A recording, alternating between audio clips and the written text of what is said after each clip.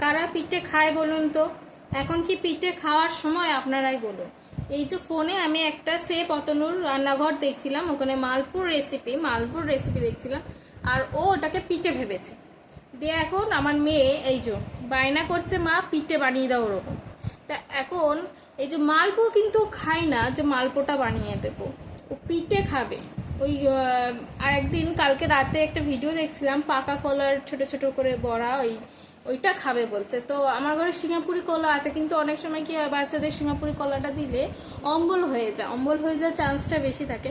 ওই জন্য আমি দিতে চাইছি না। আমি ওকে বলছি কালকে বাবাকে বলবো কাঁঠালি কলা এনে দিতে, দিয়ে তোকে পিঠেটা বানিয়ে দেবো। হবে না, এই যে হবে না, ওকে এখনই ওই সিঙ্গাপুরি কলা দিয়ে রাত্রিবেলা পিঠেটা বানিয়ে দিতে হবে। কালকে হবে না, এখনই বানিয়ে দিতে হবে। দেখেছেন বাচ্চা থাকা কত জ্বালা। আর এই যে একটা কথাই আছে না, মা হওয়ার সোজা কথা না, এই দেখুন কেন নয়।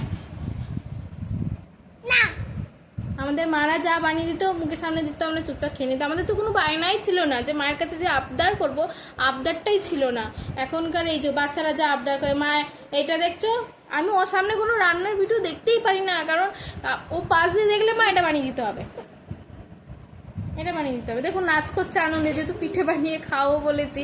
তো আমার মতন কার কার বাড়িতে এরকম একটা ছাগল আছে, ছোট্ট সুন্দর দেখতে একটা ছাগল আছে, অবশ্যই একটু কমেন্ট করে জানাবেন। আর আমাদের ভিডিও ভালো লাগলে কি করে দেবে?